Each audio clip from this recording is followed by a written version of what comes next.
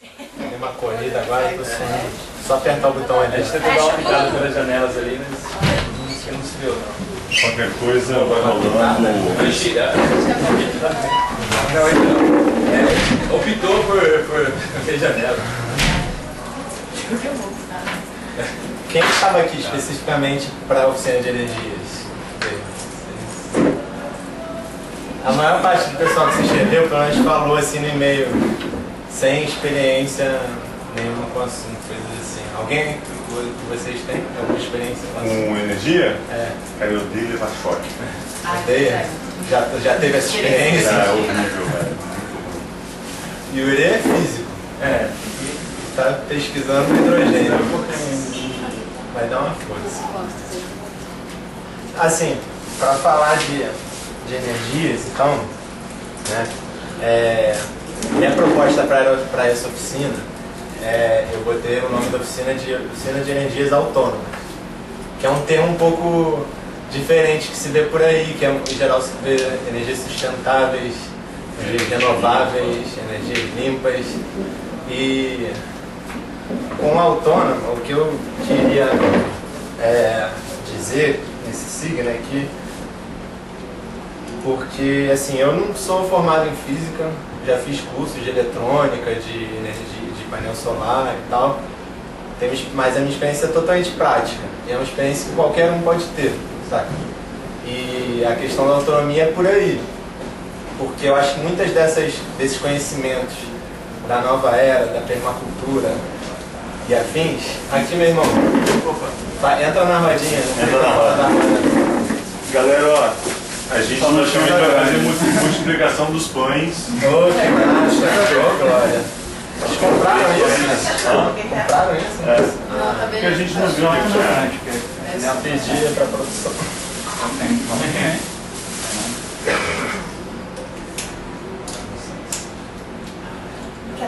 Alguém quer água? Não. Então, assim, muitos desses conhecimentos fazem parte da flor da permacultura, né? Vocês já ouviram falar da permacultura, né? Cultura da permanência, né? Essa coisa do design permacultural, que é uma sistematização de conhecimentos muito antigos com novas pesquisas, parará. Mas, assim, o que eu queria dizer com a autonomia é porque muitos desses conhecimentos são muito mais fáceis do que parecem. Tipo assim, construir uma casa é uma coisa que antigamente qualquer pessoa sabia fazer. As pessoas nas tribos, se você for numa aldeia indígena, qualquer jovem sabe como se faz uma casa. E hoje em dia a gente acha que é uma puta parada fazer uma casa e se você não for engenheiro nem arquiteto, você não pode fazer uma casa, sabe? Então a especialização do conhecimento no Ocidente deixou a gente muito longe do faça você mesmo, né? E aí a palavra autonomia aí foi justamente para chamar as pessoas para o faça você mesmo. Porque tem muitas coisas de energia que estão ao nosso redor e a gente não vê. Então, um termo que eu gosto muito é o termo da apropriação tecnológica, que tem tudo a ver com o que a gente vai falar aqui. A apropriação tecnológica é um termo que tem alguns sentidos. Se você for pesquisar assim na Wikipédia, por lá, vai ver que esse termo veio de um cara, um alemão da vida aí que eu esqueci o nome dele, mas que ele fez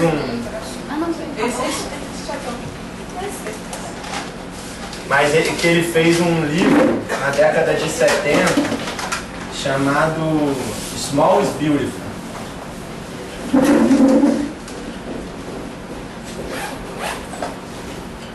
Que é pequeno é lindo, né?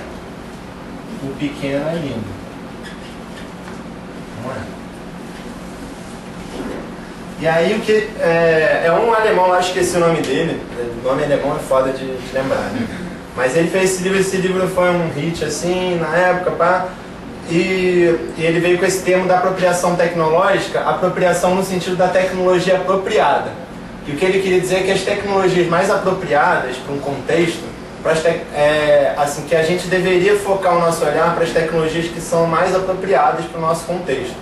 E para a gente ter tecnologias mais apropriadas, a gente precisa que elas sejam algumas coisas, segundo ele, e eu concordo com muitos. primeiro é pequeno. Por isso que é o título do livro, Small is Beautiful. Porque o que é pequeno, a gente consegue controlar. A gente consegue ter autonomia sobre. Então, assim, se a gente for fazer uma usina nuclear, a gente não consegue fazer sozinho. A gente precisa de 500 pessoas e um mega planejamento. Agora, se a gente for fazer uma hidrelétrica no nosso sítio, a gente consegue fazer sozinho, ou com 2 amigos. Então, o pequeno, ele permite ser descentralizado. Inclusive simples também. E simples, e replicável. Então, vinha muito dessa questão das tecnologias serem pequenas, porque assim elas são simples, assim elas são replicáveis e assim elas são descentralizadas.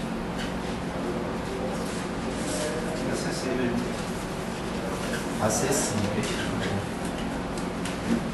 É com C? Você conhece? Acesso. Ah, valeu. Acessíveis. Acessíveis e por aí vai. Baratas, se elas são menores, né? Sim. Aí. Então, teve todo esse questionamento. Foi mal. O meu continua. Ainda bem que sempre alguém toca primeiro, porque eles acham que a gente vai cantar. Ô Gabi, tô aqui na oficina, Flor. Ai. Eu estava no seminário lá, eu estava palestrando no telefone. Tá. Eu, meu Deus do céu. Então, só pra gente adiantar o nosso papo, eu ia sugerir que enquanto a gente conversa, alguém pode ir desmontando um CD-ROM e alguém pode ir desmontando uma impressora. Logicamente você tem a ferramenta, né?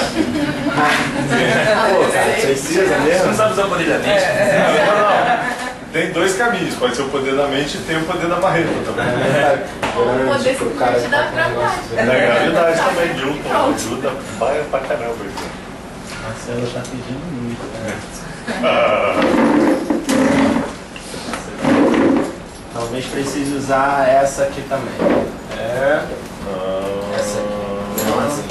É mais fininha. Assim, vocês vão desmontando, fazendo bagunça enquanto a gente conversa. Pode Se jogar os precisar parafusos quebrar o pro plástico, alto. só é legal juntar as pecinhas em alguma coisa que a gente não sabe o que é. Tipo num cantinho. Quando chegar na hora da chave estrela maldita, já usar Tem isso. chaveada aí aqui? Chave estrela, olha que negócio, ninguém usa isso. Fecham um Não, isso é eles não coisa querem de que você indústria. abra. Isso é coisa de indústria que não quer deixar qualquer um mexer, fazer Ah, engenharia. não, é coisa de vô. Que sabe também. fazer coisas manuais, sabe consertar tudo. Então fecha a rodinha só pra gente se olhar, porque... Aí, a apropriação tecnológica, ela também tem um outro sentido, que, assim, eu acho que a gente pode enxergar, que é você se apropriar da tecnologia, né? Não só dela ser apropriada a um contexto, mas de você se apropriar dela. E aí, esse termo apropriação tecnológica tem muito a ver com a reciclagem, porque é quando a gente dá um novo uso às coisas, né? Então, tem uma rede que eu faço parte que se chama Meta Reciclagem, que é muito legal, que são pessoas que gostam de apropriação tecnológica.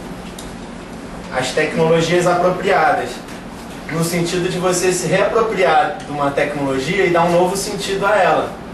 Então, por exemplo, quando a gente pega um roteador e faz um pallet box, ele não foi feito para ser um pallet box, a gente estava falando, para trocar arquivos com os vizinhos ou para os vizinhos se conectarem. Ou, por exemplo, você pegar um computador e desmontar ele do gabinete, que é um elefante branco para a maioria das pessoas, e as pessoas acham que não podem mexer ali, e você pegar e remontar um computador numa madeira, um negócio de acrílico que você pode botar a mão, você torna a tecnologia mais próxima das pessoas. E a apropriação tecnológica tem muito a ver com isso, de deixar a tecnologia mais próxima das pessoas. Por quê? Assim elas podem ser mais simples, mais replicáveis, mais centralizadas, acessíveis, baratas.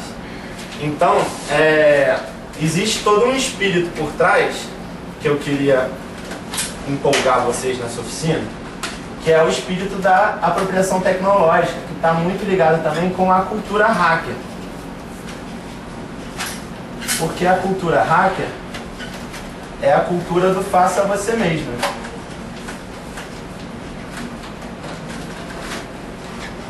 Então o hacker é um termo muito já transformado pela mídia, pejorativo, assim como as rádios piratas, né? Quando uma rádio livre vira rádio pirata, um hacker, provedor pirata, enfim, os piratas, né? E no movimento das rádios livres tem até uma frase assim: piratas são eles que estão atrás do ouro, né?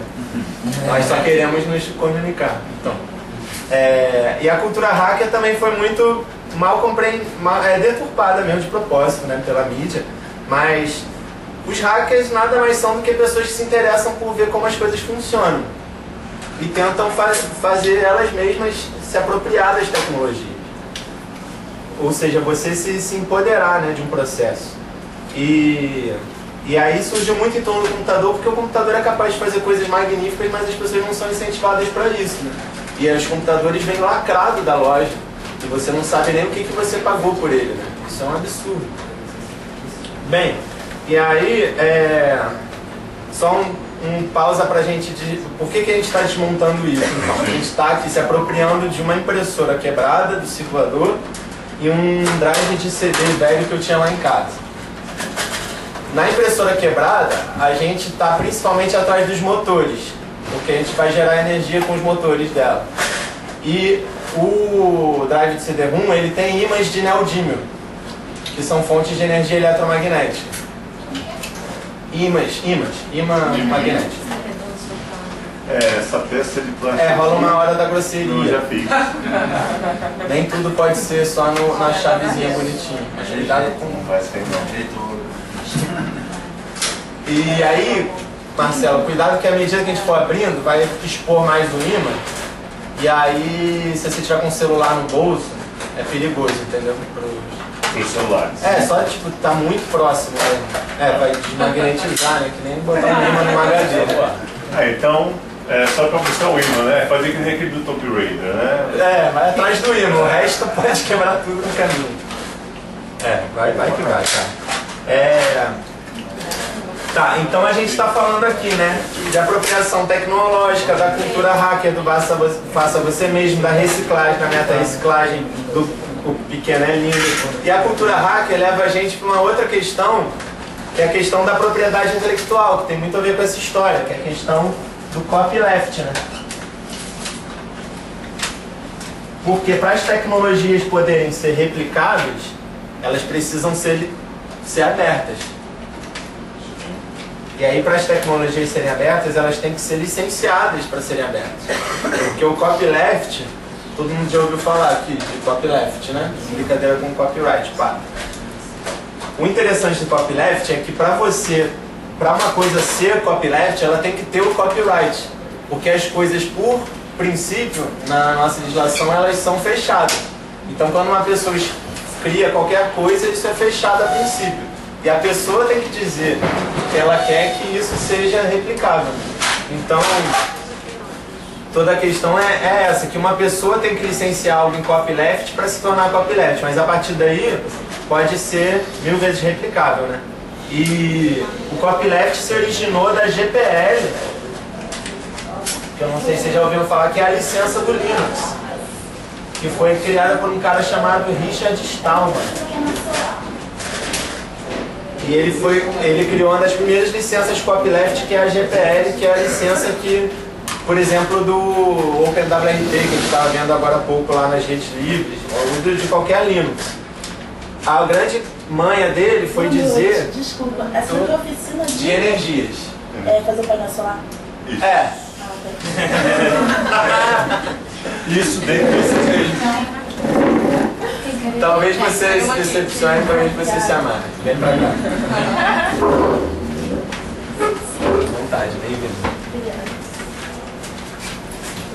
Para chegar na energia, a gente está falando aqui de apropriação tecnológica, porque essa oficina é uma oficina de energias autônomas. E isso vem todo da questão da gente gerar a nossa própria energia. E para a gente gerar a nossa própria energia, ajuda muito a gente se apropriar de coisas que já existem. Então, por exemplo, isso aqui é uma impressora quebrada que a gente vai tirar um motor para gerar energia com ele. Bem, aí a gente estava dando essa volta toda, né? Para inspirar esse sentido de que a gente tem que estar próximo das tecnologias. Agora eu posso, então, já que ela falou da oficina de energia solar, pega ali esse papel amarelo.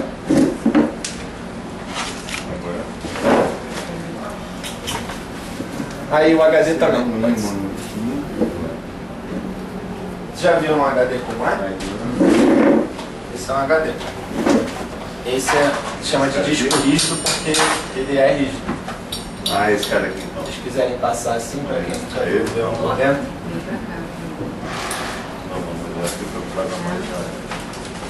E se, por exemplo, eu quero montar o meu painel... Esse imã é muito grande ou... Quebrada. É isso, Leão? Esse imã é grande? Não, miudinho fica perto da parte ótica do... É esse cara aqui? Ele tá nesse miolinho aí. Nesse miolinho? É, no vidrinho. Tenta tirar esse miolinho, aí a gente tira o imã depois. Caramba! Ah, eu tenho um grampo de cabelo. Aquela que Não, eu tenho o Marcelo tem um alicate bom aí. Lu? Não, rolou. Pega essa mochila bege aí. Rolou aqui, rolou. Bom, nunca se sabe, não sei. O grampo pode ser assim. MacGyver. Momento 007. É. Não, tá mais pra MacGyver, né? Calma aí. Quem sabe o que é isso? É um medidor, né? É um multímetro. O multímetro serve para medir a eletricidade. Ah, Alternada e contínua. medidor.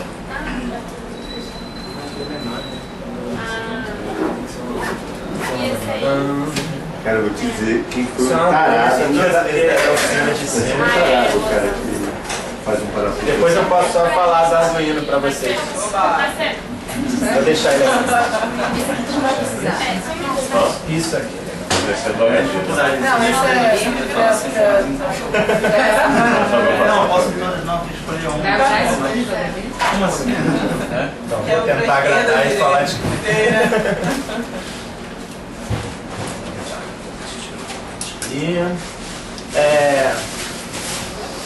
O que a gente vai tirar dali são coisas tipo isso aqui, ó.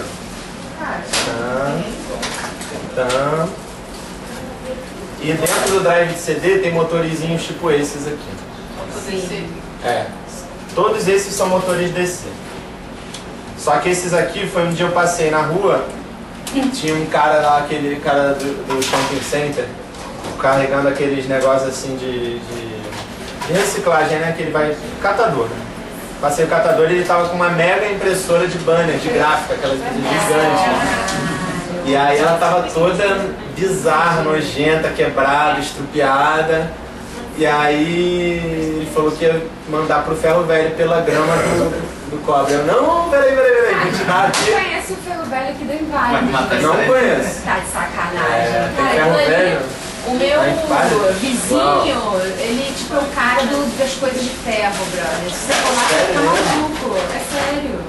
Tem dois ali na Inválidos mesmo. sabia que tinha ele, não, eu não sabia. Tem.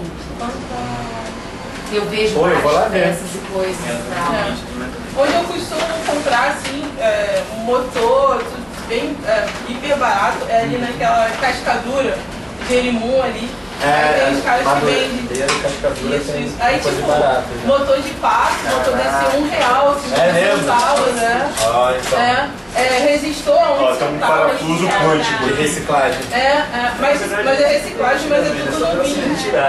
Que hora o buraco Só sai, o hora o sensor. buraco sai. Mas deixa eu ver, né? Aquela bateria que você trouxe, tá onde? Deixei em cima. Tem uma bateria aí? Quer dizer, não tá tudo aqui. Aqui em cima.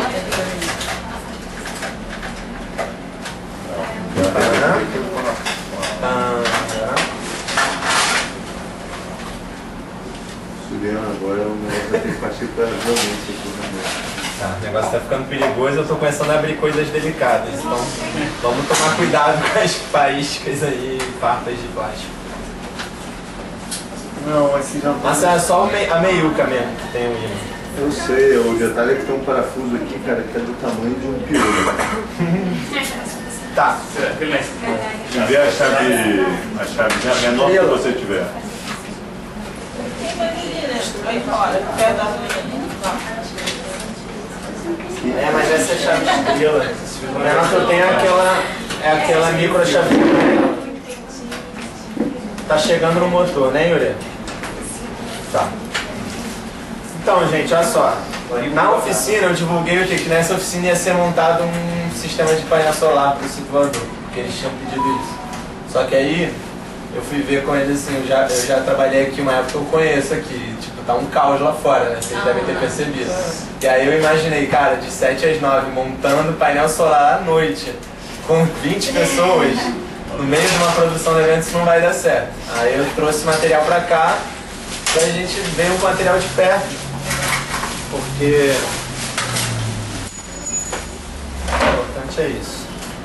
Então isso aqui é um painelzinho solar muito simples, de 5 watts. 5 watts. Alimenta Aquele deve alimentar. A gente vai Diamante chegar não ali. precisa não, né? Ah, cara, diamante vai se escutar fora, né? Passem aí um painel solar para vocês verem de perto. Passem aí um controlador de carga.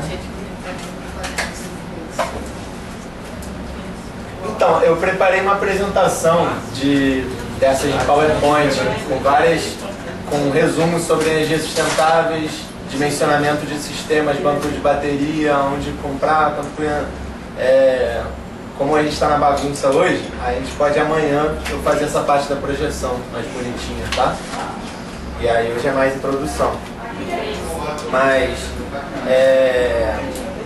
basicamente, não sei se eu falo, vamos falar do painel solar enquanto vocês vão desmontando, tá? Tranquilo?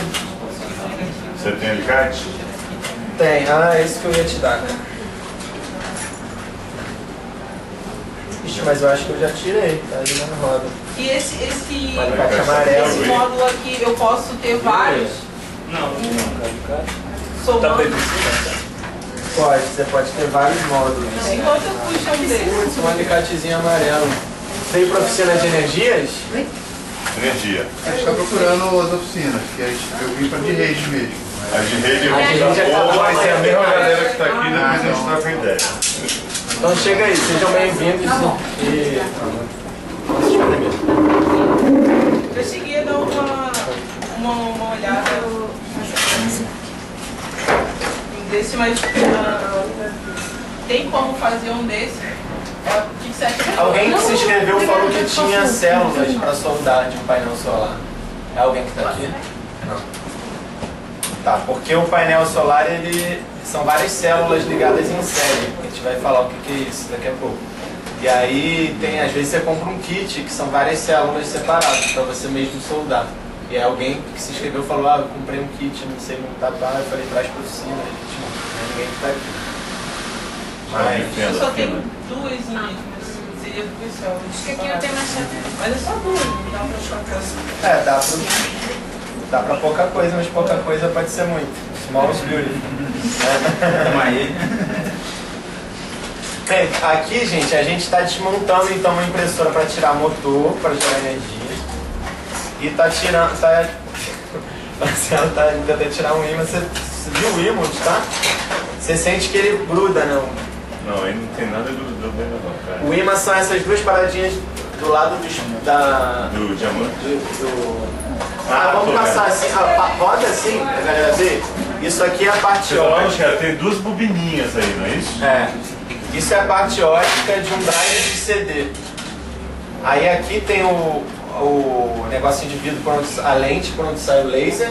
E dos dois lados dela tem dois ímãs de neodímio, que é um metal raro, que fazem ímãs super potentes. E aí a gente pode reciclar esses ímãs tanto de coisas assim como de HDs. HD também me dá a sua chave. O ímã tá aqui, ó. É a parte que É de neodímio também?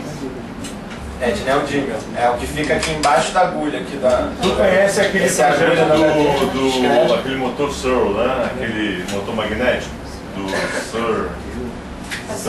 Tesla? Não, não é o Tesla não, é aquele Servo. Roda aí pra cá, pode rodar pra cá aí, Marcelo. O painel solar.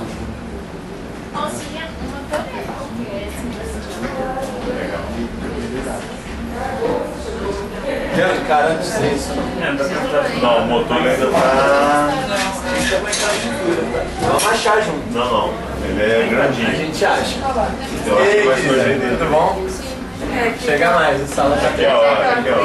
É, aqui. A Lena. Olha só. A Lena com um julho. Não, ele é um negócio redondinho assim, ó. Só dando seu projeto. Deve ser coisa pouca não. Parabéns. Tem muita potência. Vai ter hiperorgânicos essa semana. Pois é, eu vi. Aí,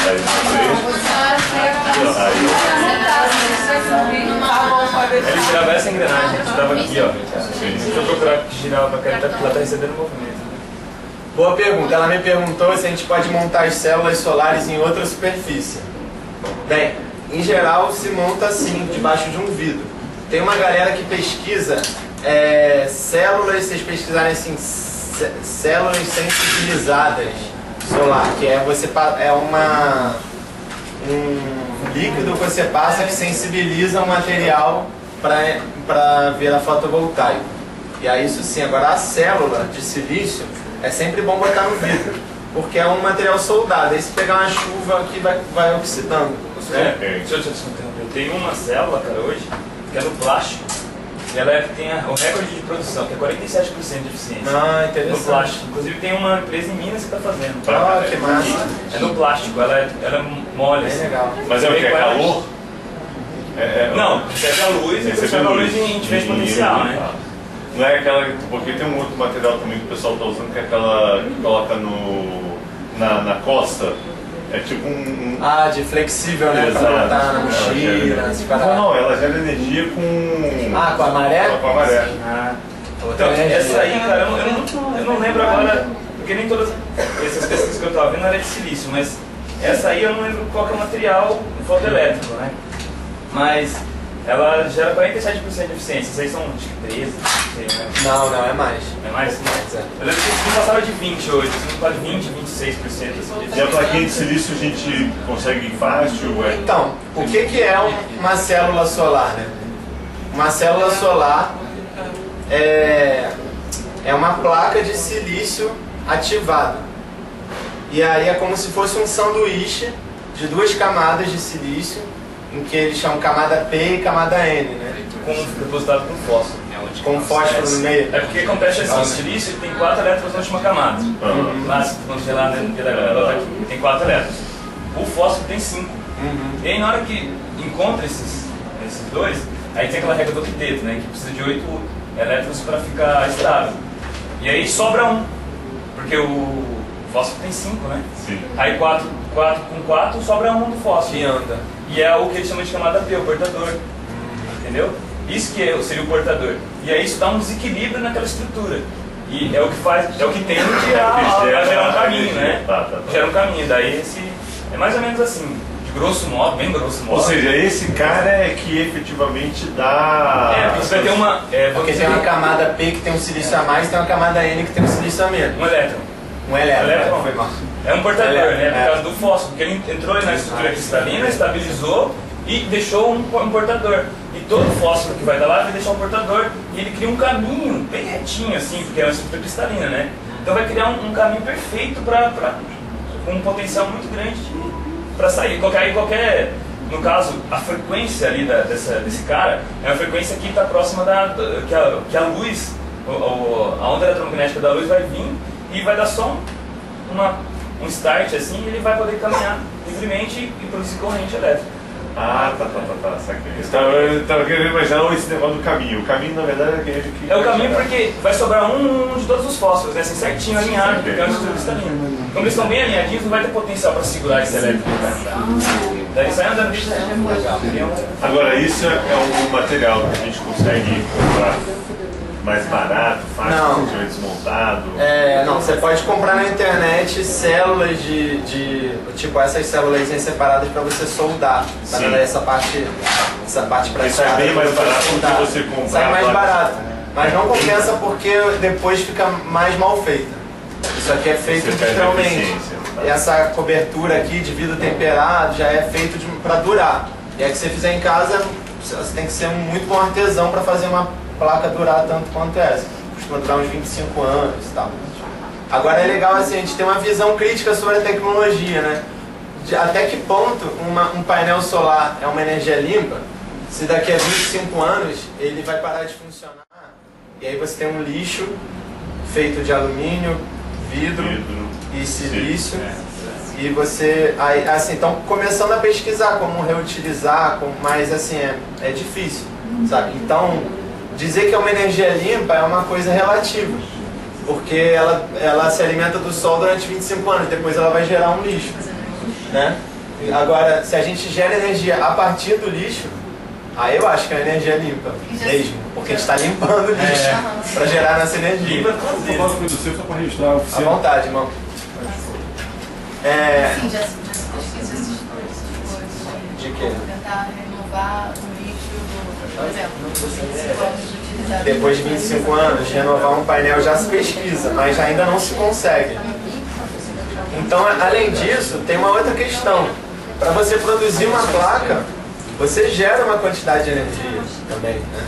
Então, o processo de produção de uma placa de energia solar tem um gasto. Né? Você compra, tem um custo, é uma indústria. É diferente. Então, por isso que eu queria trazer esse lado das energias autônomas, porque muito do que se diz de energias limpas, sustentáveis, até que ponto também, entendeu? Isso é coerente com o discurso, se existe toda uma indústria por trás que gasta energia para produzir fontes de energia que também não são infinitas, sabe? Enquanto tem coisas que vão para o lixo que geram energia. Então, amanhã, nessa parte da projeção, eu morei muito tempo lá na roça, no interior do Rio. A gente tem um sítio lá que já chamo vários amigos. Eu montei uma hidrelétrica lá. A hidrelétrica toda com peças de fusca recicladas. E a maquinária da hidrelétrica custou R$120 no ferro velho. O alternador, o eixo, a roda d'água, a polia e a correia. Toda a parte mecânica da hidrelétrica foi comprada num ferro velho. A única coisa que teve que ser comprada de fora, que é a parte mais cara também, foi o cano d'água, de 2 polegadas, assim, e a fiação elétrica. São duas coisas caras, cano e fiação, mas fiação ainda dá também. Se você for em demolição, você consegue fiação de graça. Assim. Em demolição, quando as pessoas demolem um prédio, elas não tiram da fiação de um prédio, geram a fiação boa. Então, Onde é o lugar? isso é Aldeia Velha, que eu há 3 anos moro lá. E aí lá, aí tem foto desse processo, eu vou mostrar pra Mas vocês. eu imagino é poderoso, hein? Não é? É onde, meu filho? Cuidado com os celulares. Olha que beleza. Rapaz, o bichinho tá sugando tudo que tá aqui. Legal. Mas tem mais motor aí, filho. São 2. Procura aí. São 2 ímãs, não é isso? 2 ímãs e 2 ou mais motores. Vai procurando aí. Mas volta menor. Ó, aí nesse lugar que gira e tem fio saindo, deve ter um motor por aí. Então, assim, eu vou explicar pra vocês tudo que eu sei assim, sobre painel solar, sobre essa parte de energias limpas da indústria.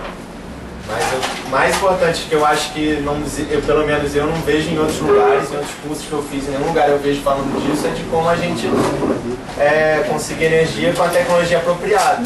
Da mesma forma que, por exemplo, quando quem começar a se interessar por Arduino e pelo mundo da eletrônica lúdica e das interfaces homem-máquina, você você conhece um novo Lego de adulto, que é a eletrônica, é um Lego de adulto. Você tem botõezinhos, tem potenciômetros, tem tudo. E nisso aí que a gente está desmontando, a gente tem tudo isso. Só que se você for numa loja de eletrônica para comprar um potenciômetro, um botão, um LED, você vai gastar uma nota. Já gastei muito dinheiro em loja de eletrônica, assim, é um fetiche, sabe? Você nunca compra só o que você precisa. Nunca pode entrar, né? Você vai comprar 1000 coisas. Comprou um capacitor só. Agora, para dar essa placa aí, olha aí. Agora aqui a gente tem botões, não, isso aqui é transformador, mas a gente tem capacitores, transistores, resistências, qual é o nome disso? Conectores, né? capacitores, mais conectores. Então, sabe, só isso aqui, por exemplo, ó, custa R$2 numa loja eletrônica, sabe? Isso não quebra, assim. E além do mais, aí digo mais, uma outra coisa que eu queria mostrar pra vocês no vídeo amanhã. O lixo eletrônico é uma questão, assim, surrealmente importante, porque isso aqui tem chumbo. Isso vai pro lixão e vai pra terra. Então, quando a gente joga uma placa assim, ou uma coisa que tem uma placa dentro, né, que geralmente não abre os eletrônicos, né, mas quando a gente joga um eletrônico no lixo, isso é quase um crime ambiental, assim, saca? Porque não existe reciclagem de eletrônico praticamente, assim, é uma questão. O motor do bicho aqui tira também? Atira. Ó, os dois imãzinhos. Passa aí pra galera ver aí, Matinaldinho. Passa com isso aqui que aí você pode brincar de... E o negócio é poderoso. É bem poderoso mesmo. Então, assim, a questão da lixo eletrônico é importantíssima. Não existe nenhum projeto estadual assim, de reciclagem de lixo eletrônico. Tem até o pessoal da Meta Reciclagem, a gente fez um portal lixoeletrônico.org. 5 no Brasil? 5 lugares que se reciclam. Do programa, do CRC. Ah, tá, do programa de reciclagem. Isso, acho do que governo federal, mas tá meio caindo. O que tá melhorzinho um pouco é o de Recife. Ó. E aí aqui tem chumbo, tem mil. Você sabe pra onde é que vai então os eletrônicos? Por exemplo, o Pão de Açúcar ele tem aquela coleta seletiva, eles botam as lixeiras para as pessoas poderem separar. Tem a lixeira do eletrônico? Tem uma lixeira que você bota pilha e coisas do gênero. Aí você sabe, por acaso, o que eles fazem com isso? Porque agora você falou que quase não tem esse tipo de reciclagem. Pela lei, quem gerou o lixo o fabricante que é obrigado a receber. Existe no Brasil 2 ou 3 no máximo fábricas que aceitam determinados componentes que têm metais preciosos, né? E que aí eles fazem todo um processo de jogar aquele negócio ali dentro e extrair um metal precioso. Agora, o que eles fazem com o resíduo outra questão. Hoje é plasma, o mais usado é para você. Plasma é considerado um outro estado da matéria. Uau. Quando você vai para o muito quente, você ioniza a matéria e ela se transforma em plasma. E aí eles têm um controle que eles sabem certinho o que você deteriora com determinada temperatura, o que você funde. Massa. E aí você pode setar isso, dependendo também do gás que está ionizando, para mim você faz esse plasma com gás. Daí você consegue, eu já vi assaltante usando plasma para cortar a caixa de... Assaltante hack. Aí a gente descobriu uma vez que podia ser física, estudante de física, que usou os seus poderes, quebrado pra caralho, muito quebrado, não tem nada, ganha 1.000 anos de bolsa. Ah, mano, que cortar. O cara cortou a caixa, fez um bom papel, veio com plasma assim, uma bateria de carro, veio. Arrancou tudo e levou. Um plasma, né? Que só deve saber usar plasma. Enfim, o plasma é isso. Aí você consegue setar, dependendo do material e a temperatura, aí você consegue deteriorar o que for, ou fundir, ou separar. Mas esse é outro, mas tem um que é o que joga a bandejinha pra fora, que ele é desse tipo. Daqui. Aqui assim, ó. É esse daqui ou é o que daqui dentro? Os dois. São dois, né? É mais um desafio pra você, tá? Só se você entrar na brincadeira, porque já tem uma porrada disso aqui. Estou na parada aqui. Quer dizer, nós vamos fazer alguma coisa com esse motor? Esses aí, necessariamente não. Bom, então você está querendo fazer terapia ocupacional. Não, se a gente doar ele pro pessoal da oficina de Arduino, eles podem criar um robôzinho, sabe? Então é plamba. Robô específico. Olha só, isso aqui que tava naquele detector. Isso é um imã de neodymium. Acho que se escreve Dimeo, ou é Dimel, mas é um metal raro, se usa nesses dispositivos que leem e gravam. Então HD e CD-ROM principalmente. O do HD, cadê o HD que estava rodando? Tá aí nos lugares. O do HD ele fica... aí, Márcia, tira esse parafuso aqui que a gente vai ver o imã do HD. De neodímio também. Então, aí, então a nossa lógica aqui que queria chegar é que antes de falar em energia limpa,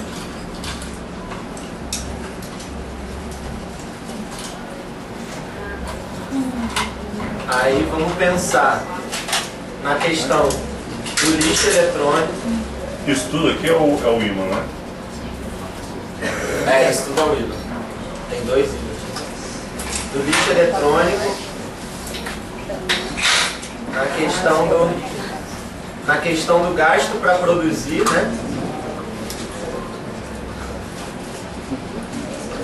Até que ponto vale você comprar é uma energia limpa você comprar um celular da Samsung que tem um painelzinho solar nos fundos assim, super sarapa, feito por crianças escravas da China, sabe? Assim, não tô querendo ser radical essas coisas não, mas assim, é só um exemplo.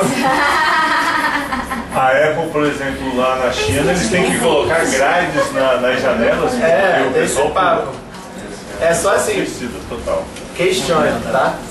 E aí a outra questão que eu ia falar, que é a questão do consumo, né? Do consumo. É importantíssimo a gente falar do consumo. Por quê?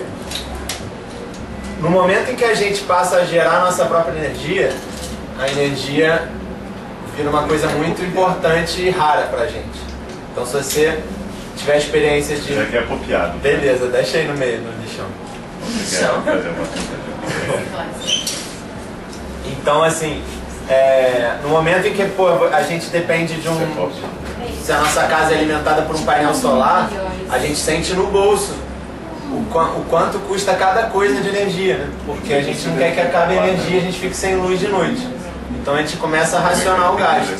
Então, para a gente pensar em ter autonomia energética, é fundamental a gente pensar não só na produção, como no consumo. Então, assim, a gente tem um padrão de consumo. Deve ser. Eu não conheço essa impressora, não. Nessa parte que eu dizendo que era resistente e tal. Ah, maneiro. É aí que costuma ficar legal mesmo. Nessa aí que eu entendi, pra abrir logo. Então, gente, por exemplo, você vai dimensionar um painel solar, uma hidrelétrica para um sítio, para uma casa, você não vai pensar em usar lâmpadas incandescentes, por exemplo. Aí surge uma outra coisa que é a iluminação a LED, que eu trouxe aí também para mostrar para vocês. É uma questão importante. Aí, por exemplo, a gente tem você não vai usar um chuveiro elétrico, você vai tentar usar aquecimento solar para água, sabe? Que é aquele projeto da USP que você usa com PVC preto. É isso. Na apresentação aí, botei vários exemplos aí pra gente ver. Então, porque aí a gente pensa também em energia para além da eletricidade, porque a eletricidade é só uma forma de geração de energia. Mas a energia pode ser em 1000 formas, né? Mecânica, calor, enfim. Deixa eu fazer uma pergunta eletromagnética que vocês fizeram lá. Logo depois que o pessoal botou, aquele que fizeram lá em Resende, né? Não sei se foi essa que você fez. Que o Sérgio Venuto, a galera, o Thiago, foi não?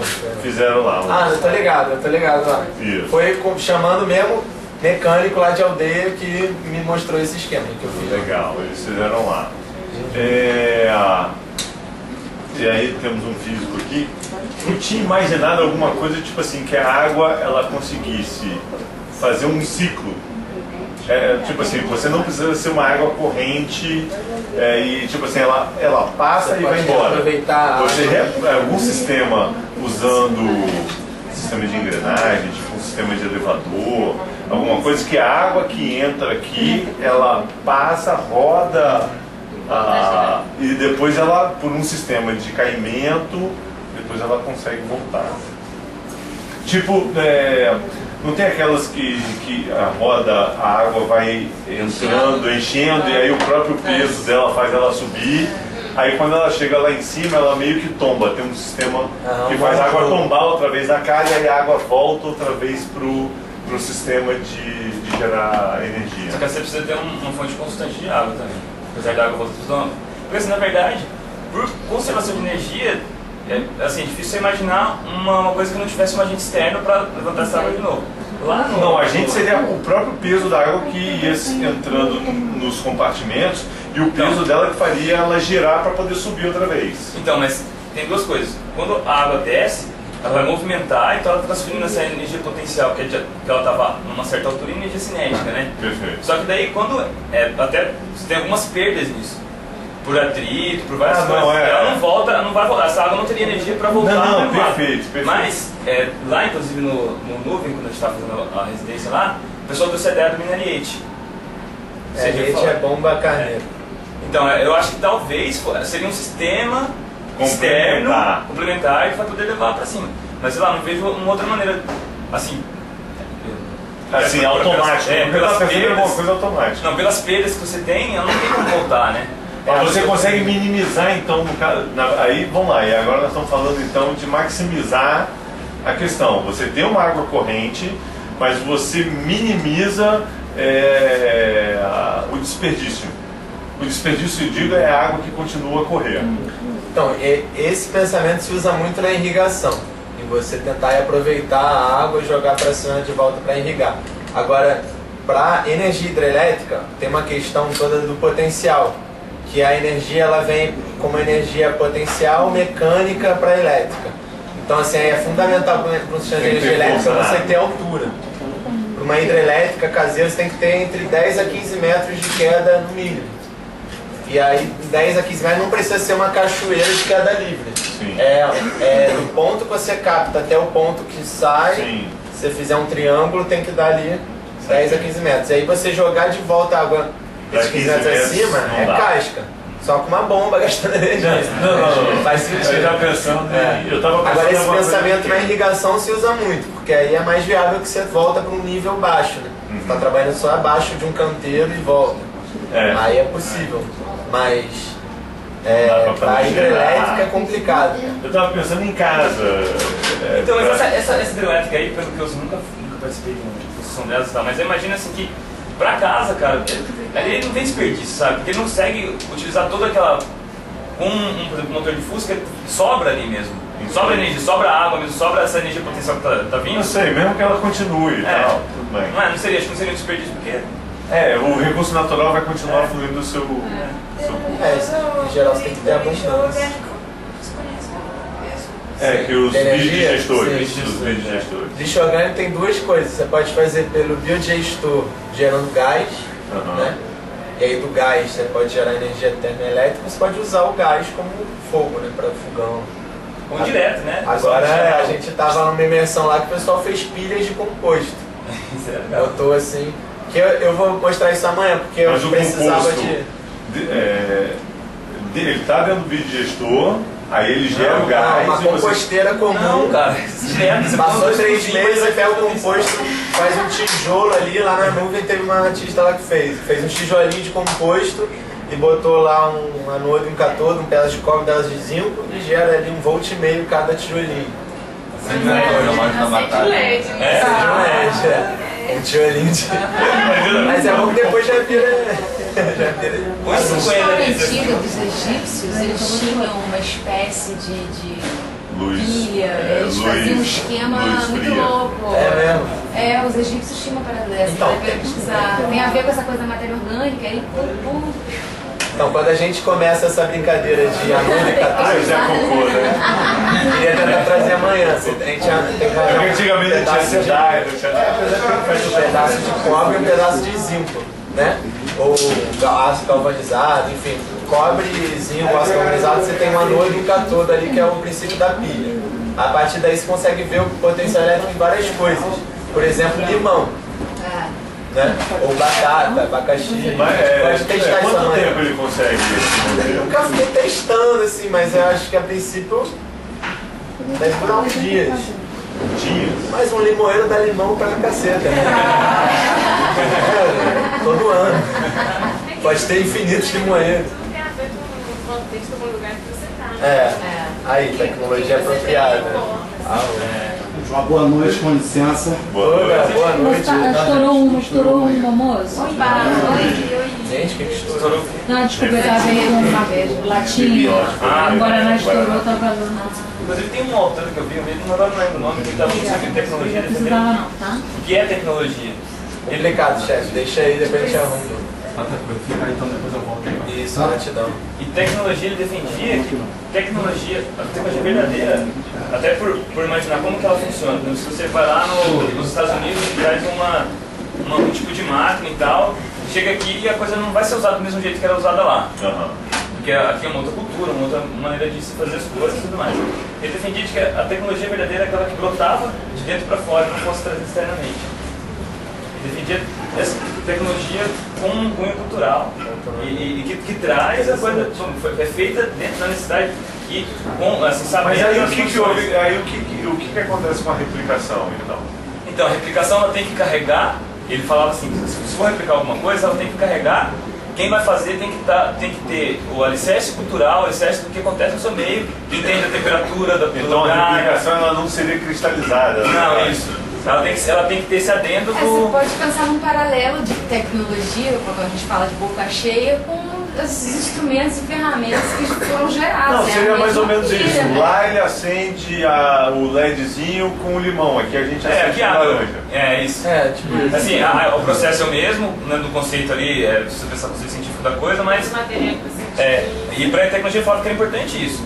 O cara, sabe, trazer a apropriação isso. local daquele... Eu não sei se fazer álcool de beterraba e álcool de cana-de-açúcar o processo é o mesmo, né? Acho que não. Que aí já não é problema físico, é problema de químico. Não, mas é fato assim que quando a tecnologia está na mão das pessoas, cada um que faz bota o seu... Quando as coisas são artesanais e voltam a ser pequenas, elas carregam um clima mais pessoal, né? Porque se elas uma são pessoa que mexe com largas, madeira, às vezes o cara inventa uma ferramenta específica para aquele tipo de trabalho que ele exerce. Então é fantástico, é um análogo, né? E é isso, ele está falando com um equilíbrio, que as coisas da tecnologia precisam desse equilíbrio. Não adianta você trazer um negócio externo e empurrar para aquela sim, porque também não gera conhecimento. E também. E para ela ter um equilíbrio com o meio, ela tem que ter isso, carregar isso. Ou seja, a patente é uma forma de emburrecer a sociedade. Porque fecha, né? Aí a documentação é uma forma de deixar as pessoas mais inteligentes. Não, assim, o conceito de conhecimento ele só existe se for replicado, né? Pensando assim, que essa coisa do que a gente está falando aqui das tecnologias abertas, copyleft, a documentação é essencial, né? Todo o processo da cultura livre está em torno da documentação também, você mostrar como fez, né? Aí o outro pode fazer melhor, te ensinando. Ou então fazer o vídeo. Fazer o vídeo. Documentar melhor, traduzir, né? Traduzir. Nossa, gente, muito assunto, né? Quero cumprir as expectativas de vocês, já deu pra gente abrir a sessão assim com o mundo, né, a parte. Tem uma questão que eu acho fundamental a gente ver aqui, eu vou falar, vou soltar. Amanhã a gente vai ver, eu tenho uns slides aí, PowerPoint com vários tipos de energia e as fotos da hidrelétrica lá que eu pintei para mostrar para vocês. É importante também a gente ver a parte mínima de física, que a gente pode ver agora, que é entender assim, para a gente falar, para a gente começar a fazer teste, medir aqui, antes da gente medir a voltagem no multímetro, a gente tem que saber o que é voltagem. Então acho que isso seria uma boa coisa a gente entrar agora, para a gente falar a mesma língua, né? Deixa eu interromper, porque esse negócio da água correndo em dutos em casa para poder gerar é uma coisa que não sai da minha cabeça. Só para poder fechar. Você sabe dizer se em prédios, porque você falou que era de 15 metros. A maioria dos prédios hoje, né, tem muito mais possível, de sim. Captação da água da chuva e no final do prédio gera uma turbina. Sim. É possível, gente. Mas você sabe dizer se alguém já fez isso? Se fez, não documentou também. E nem patenteou ainda. Mas é um bom pensamento. Não é? Eu estava pensando... Você precisa de energia potencial. Potencial é a partir da gravidade, né? E aí a gente vive uma sociedade vertical. E eu vou um pouco mais além, cara. É lógico, evidentemente, que vai se gastar energia para poder subir água para os apartamentos. Ou ela vai... Quer dizer... o sistema, tem algum sistema de pressão... porque é a própria pressão da bomba que joga ela para cima, mas não tem um outro sistema. Mas enfim, Onde você quer chegar? O que eu quero chegar é se existe, se é equânime você conseguir fazer um sistema que não só a água da chuva que desce, daí que você capta e ela vai descer, e aí logicamente ele vai fazer tipo um reservatório para fazer, né, a pressão da água dentro da água, mas também a água que você sobe que é consumida e que de alguma forma ela também vai descer. Se você pode... As águas cinzas das pias. Exato. Essa água que já está lá em cima, né? É a água que você gastou energia para ir lá para cima, ela de alguma forma ela voltar gerando, né? Porque ela volta. Ela gerar, ela vai precisar para subir. E outra coisa, outro problema, a quantidade de merda, né, que um prédio consome. São águas diferentes. São águas diferentes, mas mas é que tá. Águas negras e águas cinzas. E águas negras, ela poderia ir exatamente como digestor, mais né? peso, né? A fossa séptica, ela já poderia ser ali também uma forma de gerar energia a gás. E eu não sei, cara, cada prédio desse biodigestor, assim. não é? Cara, tem muita pesquisa assim nessa área de biodigestor, né? Assim, fazer Mas para prédio, porque para prédio a única coisa que eu vi é o telhado verde, que ajuda a resfriar, né? Que não é só para prédio, é para casas, eu acho. É o telhado verde e os painéis solares. Sabe, porque acho que aí entra uma questão também, que assim, a gente está falando de uma mudança de paradigma. E aí, para mudar um paradigma, se a gente quer partir do pequeno, a gente não pode tentar, é muito difícil a gente tentar implementar o pequeno no grande. Você disse para implementar isso no prédio? Tipo assim, a cidade já é toda pensada com a SEDAI, com a Light, já tem sistemas centralizados. O condomínio, ele é soberano em algumas coisas. Sim, mas eu acho que esse tipo de coisa é bom também pensar na hora de construir o prédio, assim. Ah, não, sem dúvida. Agora, pegar um prédio que está ligado ao esgoto da SEDAI, tentar transformar isso é um gasto de energia muito grande para levar o pequeno pro que está no macro, sabe? Enquanto eu acho assim... Você acha que adaptar um prédio para esse tipo de situação é complicado? Eu acho pra caralho. Cara, você não legislação ambiental, você vai querer fazer um biodigestor com o cocô do prédio todo e a... Essa resposta séptica hoje os caras não permitem muito. Então, Secretaria de Meio Ambiente vai te multar, sei lá. Questões legais. Não, também. Questões legais. Mas mais legais que técnicas. Os caras tiveram que abrir a rua toda só pra colocar dutos maiores por causa da merda. Sim. Entendeu? E foi um absurdo. Não tava dando vazão. Não tava. E os caras abriram aquela porra durante 2 anos, inúmeras vezes, cada vez ficando os maiores, assim. Eu falei, porra. É muita merda. Agora isso é muito e é preocupante, meu. Fica pensando, caralho, o centro já é super cheio de merda. Agora, entendeu? Os dutos estão ficando maiores. Não, mas é exatamente isso. A construção de prédios, muito ela adensa demais a população, aumenta exponencialmente todos os outros problemas sociais. Aí tem que resolver no macro. E aí exatamente. Aí tem que fazer um cano de esgoto para todo mundo, porque se botar cada um para fazer um banheiro seco no apartamento... Não tem sustentabilidade nenhuma, porque o esgoto ele vai justamente para um processo que gasta mais... É que a nossa sociedade é fecofóbica, né, cara? Sim. Nossa sociedade é fecofóbica. A bosta é... Tem gente que até acha que merda é palavrão. Iconografia, não? Qual é o nome do estudo? Não, tem o ico também, não é? Copro é de cocô. Não, mas tem um ico que também tem a ver com cocô. Lá na UENF minha esposa trabalha no CBB e eu sempre estou passando ali, tem na ico, não sei o quê, e é sobre cocô. É uma merda.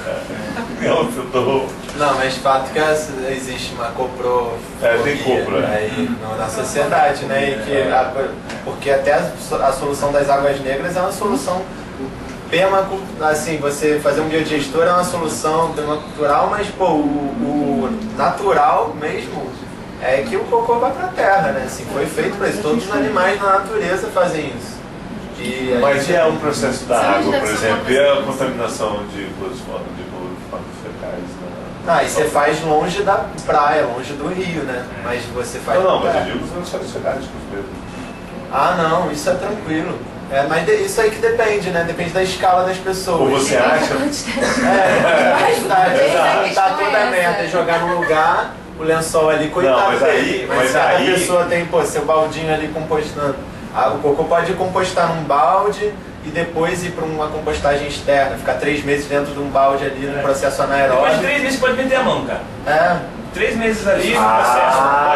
Não existe um processo que depois ele pode ir para a terra que não vai fazer.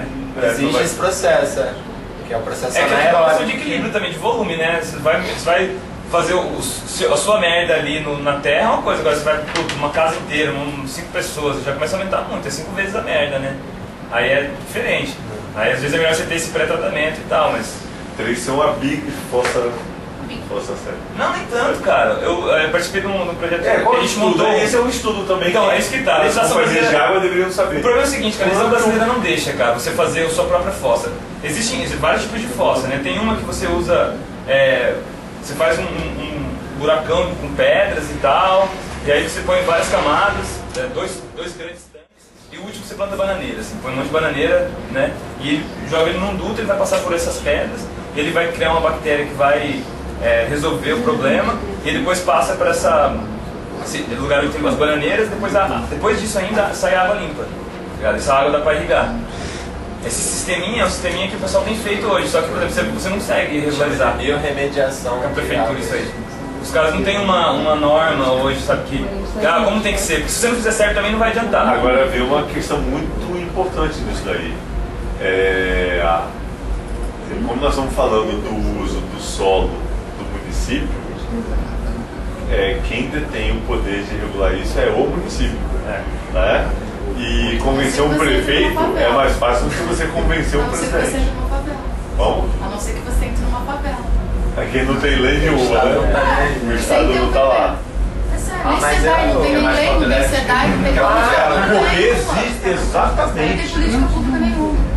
Na ausência do Estado, o que pela lei diz? O que a lei diz?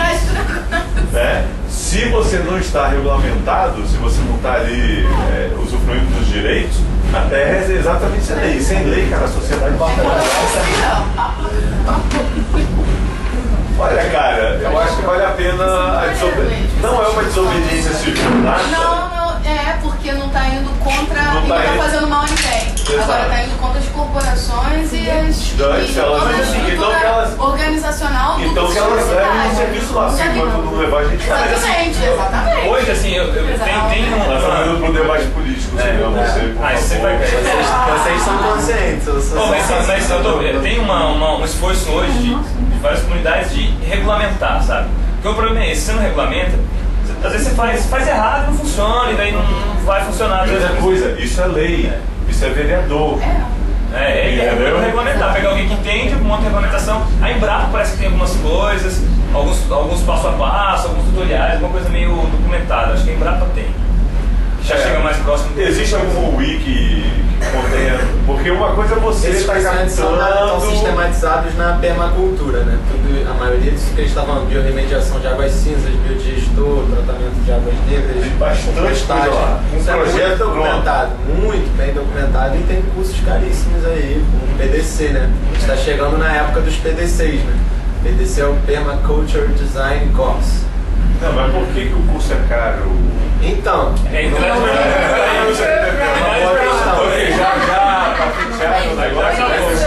não, mas aí que tá, existem PDCs populares justamente pra ver isso. Então, ou seja, o mercado já se apropriou da muita coisa, por isso que eu tô falando aqui que tem que abrir o olho também de achar que painel solar é a solução do mundo, porque não é, daqui a 25 anos vai ter uma porrada. Se você meio caro, já tem muita gente vem de fora, né? Às vezes tem que puxar um cara que vem de fora.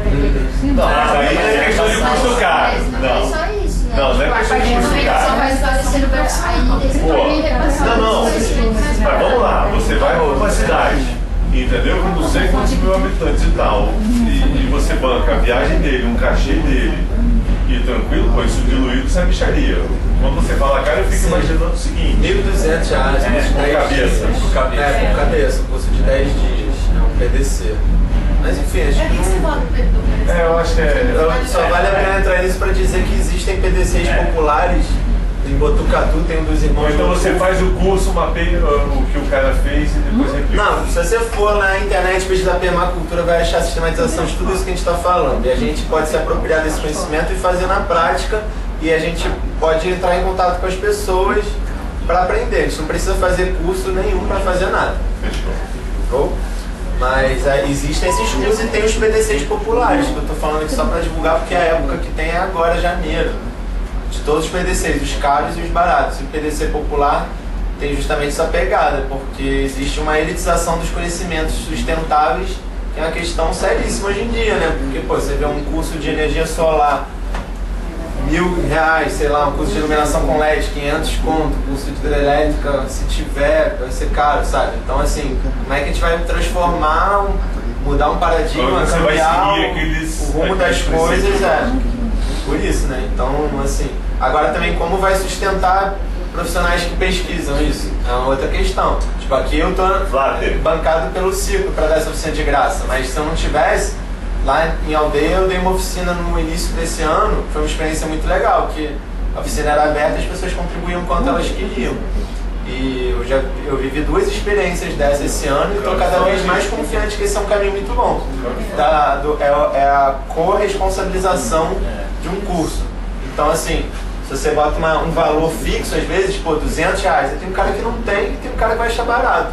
Se você bota livre, vai ter o cara que vai dar 50 e vai ter o cara que vai dar 300. A questão é que a ESP, quando você fala, as pessoas falam, as pessoas são mesquinhas, vão sempre tentar dar o mínimo, mas aí acho que está tudo na sensibilização. Se a gente gera um ambiente de confiança e comunicação não violenta em que as pessoas se sintam integradas àquilo, elas vão se sentir bem de lado.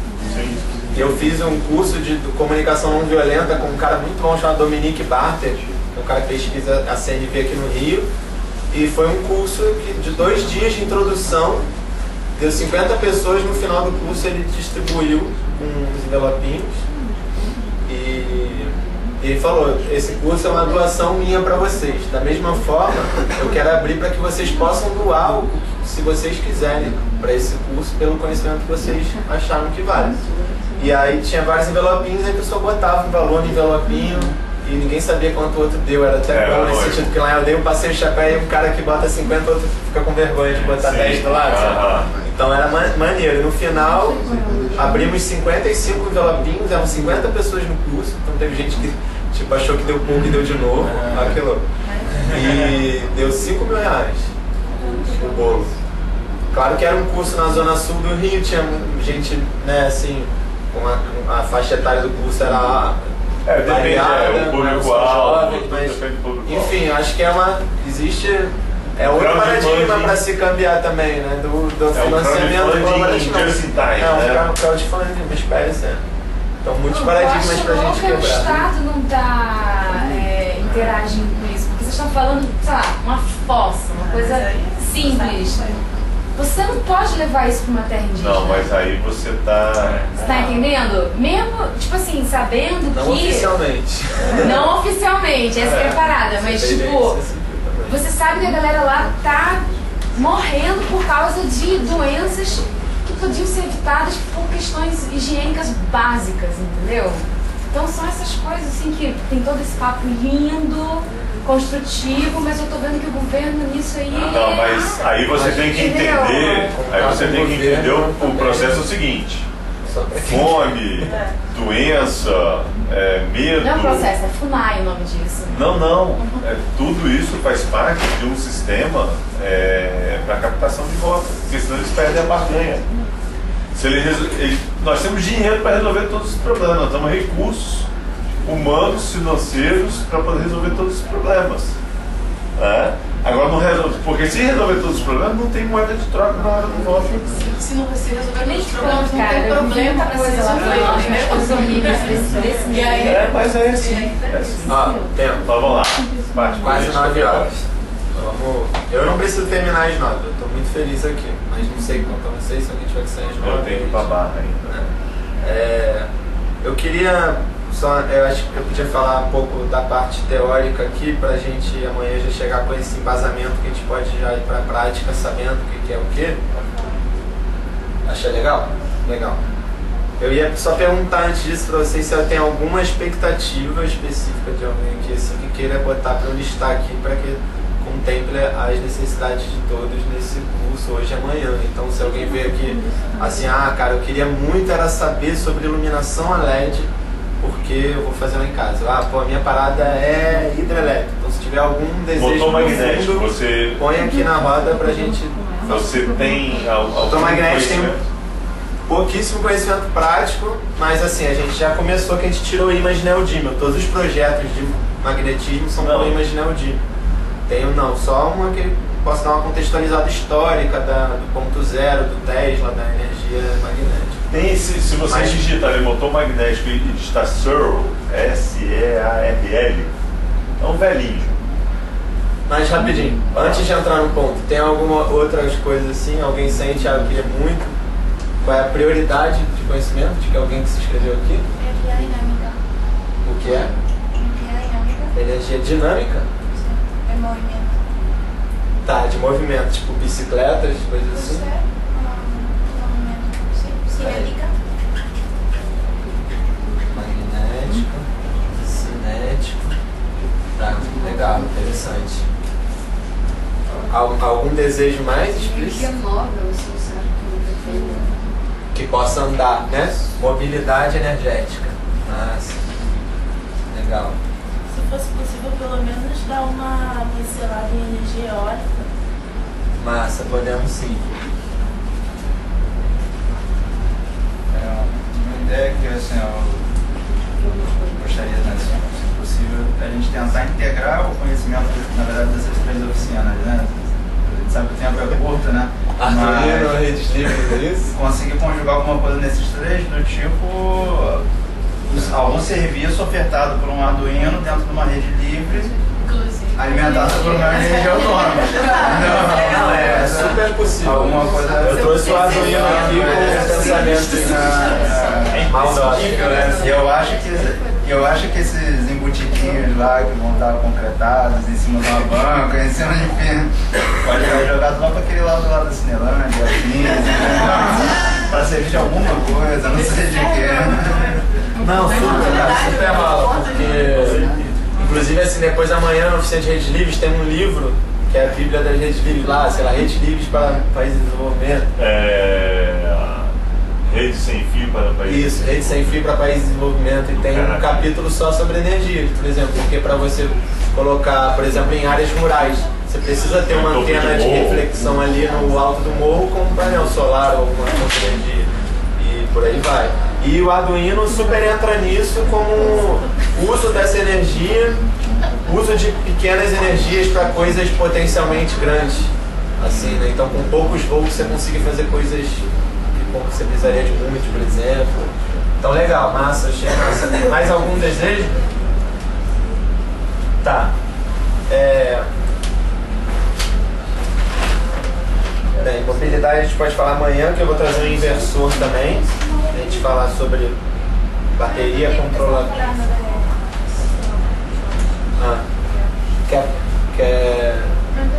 Não entendeu o que? Tá. Entendi a relação, mas... Da onde veio isso? Veio daqui. Não, legal, só para arrematar isso, que foi o ponto aqui que o assunto realmente a gente foi para outros lados. Então, para fechar isso é o seguinte, que eu, pelo menos que eu botei isso aí pensando, né? E aí a gente pode completar. Mas é porque a gente está falando de apropriação tecnológica que está relacionado com a cultura hacker do faça você mesmo, com a reciclagem. A cultura hacker, para as tecnologias serem replicáveis, elas precisam ser abertas, ter o código aberto. E aí a história do código aberto nas tecnologias da informação, no computador, basicamente, passa muito pela GPL, que foi um marco histórico. Foi uma das primeiras licenças livres, não sei se foi a primeira, mas foi a primeira famosa, e é famosa até hoje, que é a licença que rege o Linux e a maioria dos softwares livres. Foi criada pelo Richard Stallman, que é um hacker defensor da autonomia da comunicação, figura total. E o grande lance da GPL é que ela é uma licença que diz o seguinte: isso que você, no caso, é um software, mas pode ser aplicado para outras coisas. Isso que você... Gente, fecha a porta aí por causa do barulho. Fecha a porta, por favor. Essa tecnologia, ela... Porque tem alguém entrando agora? Daqui a pouco chega a camarinha, as ondas. Então a gente pode passar 15? Tá. Porque a gente atrasou.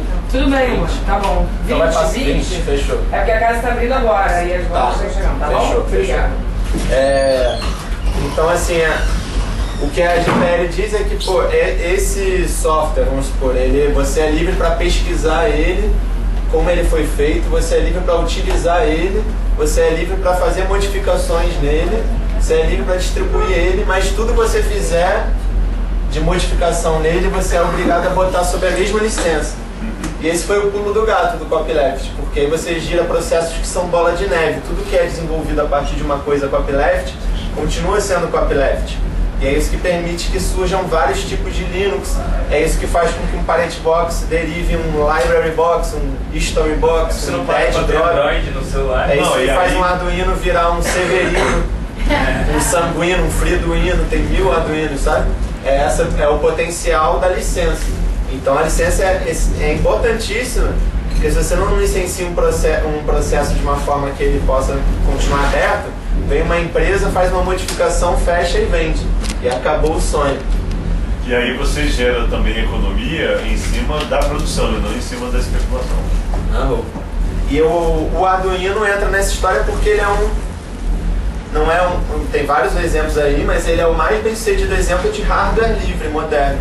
Open source, electronic, prototype e plataforma. O Arduino ele é copyleft, no site tem como ele é feito, quais são os componentes que você precisa, como montar, como você fazer um do zero. Então você não precisa comprar, você pode comprar, mas você pode fazer o seu. Isso é muito massa. Então isso tudo está relacionado à documentação dos processos. Então se a gente também trabalha com isso e gera, poxa, eu vou pegar um motor de uma impressora e vou gerar energia com a bicicleta a partir dele. Documenta isso, assim, é muito importante. Aí é uma questão de postura. Você pode não documentar também, mas se você quer que isso se replique por aí, é uma postura moderna, né? Que quebra um pouco a questão do ego, da questão do autor, que é muito antiga, está enraizada na gente. Então é um paradigma também a quebrar internamente, né? Porque a gente teoricamente tem essa cobrança de ser genial, original e fazer uma coisa que a gente possa ganhar dinheiro a vida inteira com aquela criação única, sabe? Isso é um mito. Então a documentação é essencial, sem ela nada disso estaria aqui. E só ver as horas aí, que a gente tem até 9h15. 9 horas, a gente vai mexer. Até 9h20, né? Mas então amanhã eu vou pegar essa sugestão de vocês, amanhã eu vou fazer uma apresentação de slide. Vamos dar vocês animam de eu explicar rapidinho o que é, como entender a eletricidade em 15 minutos? Seguinte, existe uma analogia clássica para entender a energia elétrica, que é fazendo uma analogia com a água. Nos melhores livros didáticos que você vê, em geral não são os da escola, mas assim, em site, parará, onde você melhor entende a energia elétrica é na metáfora com a água, porque funcionam muito parecidos. Então, se a gente imaginar a energia elétrica, me corrija se eu estiver errado, Yuri, mas nada mais é do que o fluxo de elétrons livre por um material condutor, certo? Então, energia elétrica é um fluxo de elétrons por um material que conduz a eletricidade. Cobre, metais, parará, enfim, água, o que for. A eletricidade, então, é movimento, né? E ela... Bem, da mesma forma que a gente imagina a eletricidade passando por fios, vamos fazer uma paralela com a água passando em canos, ok? Quando a gente tem a água passando em cano, a gente pode medir a corrente dessa água. Quantos litros, o fluxo, né? Quantos litros por segundo passam, né? Você arranca uma secção para ficar mais fácil? Perfeito. Então você arranca uma secção de um cano, elétrica, água. Se a gente tem aqui, né, um tubo de água, aqui está saindo água, a gente tem uma vazão aqui que a gente imagina em litros por segundo, né? É muito fácil isso, a gente passa 10 segundos enchendo um balde. Depois a gente vê quantos litros encheu esse balde, divide por 10, a gente vai saber quantos litros por segundo teve a vazão, né? Perfeito. Na elétrica, a gente mede a corrente elétrica. E a intensidade da corrente elétrica se mede em amperes. Então, a corrente se mede em amperes, que o símbolo é A, tá? Que poderia ser também o fluxo d'água, né? Litros por segundo. Agora, esse fluxo d'água, ele está diretamente, proporcionalmente relacionado com uma pressão de água que existe, né? Que vem da fonte da água. Se é uma caixa d'água, ou se é um rio, uma nascente. A água pode vir de uma nascente do alto de um morro, mas ela pode ser a caixa d'água do prédio. Seja onde for, ali tem um lugar que concentra energia, uma bateria, por exemplo, né? Que entrega uma pressão ou uma tensão de corrente. Então, o que a gente diria que seria uma pressão d'água no cano, que aí a pressão se mede... PSI é a força por área. Mas qual é a medida? Não é PSI. Tem bar, tem Pascal, tem... bar, Pascal, tem um monte de medida de pressão de água. Mas é Newton por metro quadrado mesmo. Na elétrica, a gente chama isso de tensão, que a fonte de energia gera. E a tensão se mede em volts.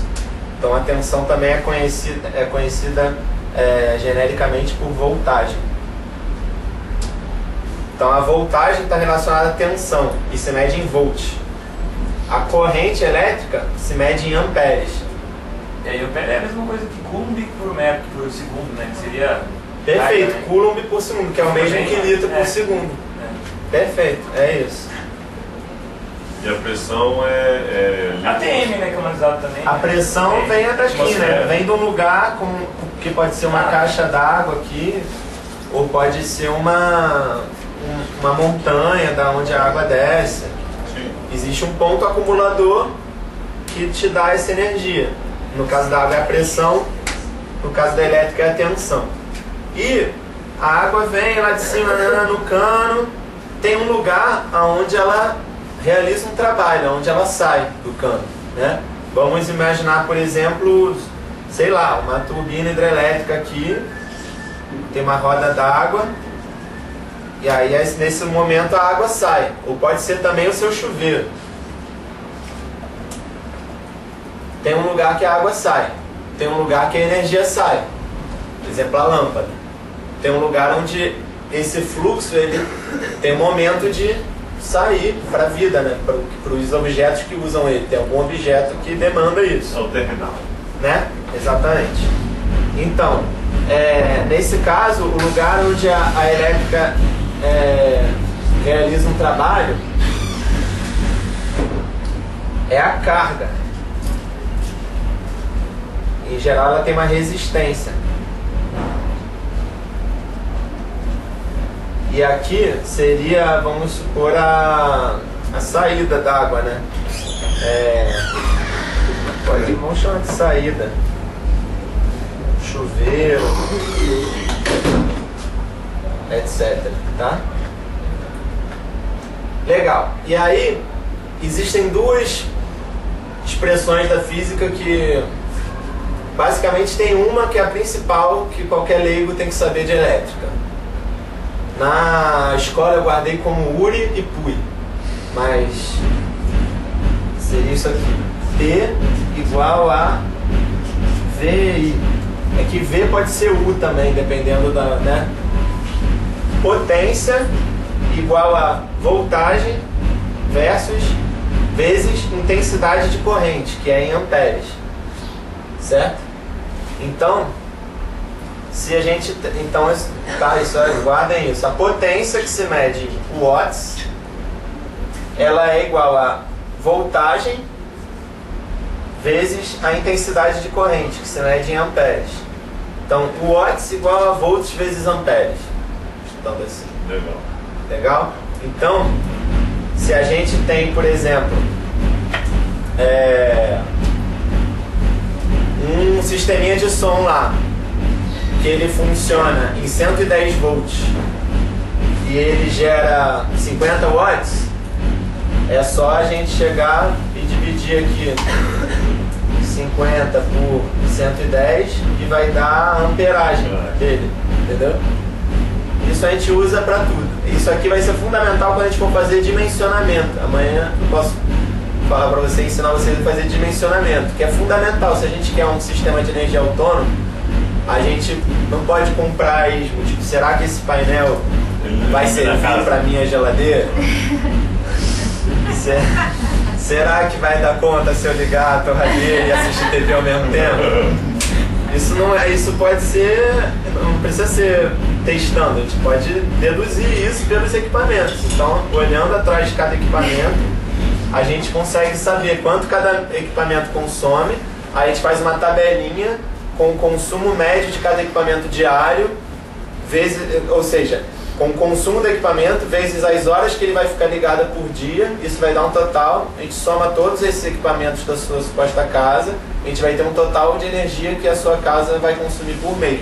A partir desse total de energia a gente vai saber, a gente vai pensar qual a autonomia que a gente quer. Se a gente for fazer um banco de baterias, a gente quer que sei lá, vou fazer painel solar, pode ficar 5 dias chovendo freneticamente, o painel vai carregar muito pouco.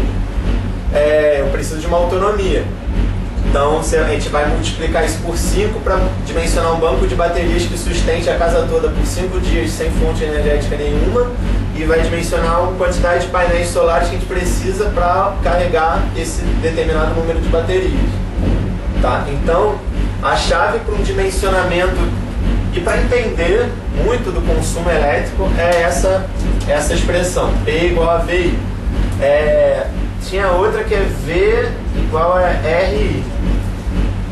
Que aí trocando V por U é URI e PUI, né? Eu guardei assim Vou ficar tão mais calma quando surgir a prática. Sabe, daquele moleque que vai falar, caralho, eu vou lembrar disso.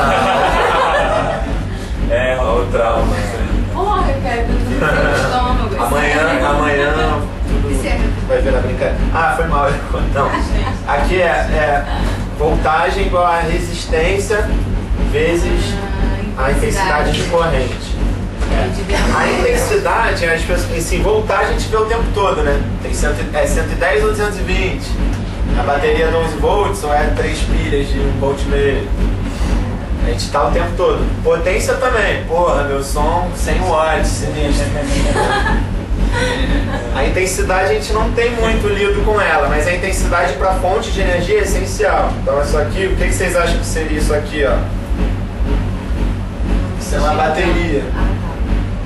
Ela gera 12 volts e ela gera 7 amperes hora. AH, amperes hora, né? Onde tem o H tem hora. Então, ou seja, essa é a corrente de energia elétrica que ela funciona. Por exemplo, se você tiver 12 volts, 1 miliampere, não vai conseguir alimentar quase plano nenhum, porque é uma intensidade muito. Então imagina o seguinte, é uma gotinha d'água caindo a 10 metros de altura, sabe? A gente pode fazer essa analogia. Então, por exemplo, o Tesla fazia umas a gente até brincou disso, né? Umas experiências com altíssima voltagem, tipo 5.000 volts, mas uma amperagem micra. E aí é como se ser um filetinho de água caindo mas com as 5.000 volts assusta e dá uma frequência que você vê a onda assim. Você vê, é como se pudesse ver essa gotinha caindo lá de cima, você vê ele saindo de um lado pro outro, você vê aquele negócio entre azul. Dois metais você vê aquela linha azul. A gente fez esse experimento, demais. Mas é isso, é com uma amperagem ridícula. Então não tem uma carga assim para matar. Agora você também, se você tiver 12 volts, mas enfim, que seja com uma puta amperagem, não vai te machucar muito, porque é 12 volts. Não muito. Mas assim, você já consegue alimentar muita coisa. Não, assim, se você tiver 12 volts com poucos amperes, mas a amperagem está muito ligada ao quanto você vai conseguir, como eu imagino assim, né? Litros por segundo. Então, Se você tem muitos litros, muita água, muita abundância d'água, você consegue alimentar as coisas e ficar enchendo o balde por mais tempo.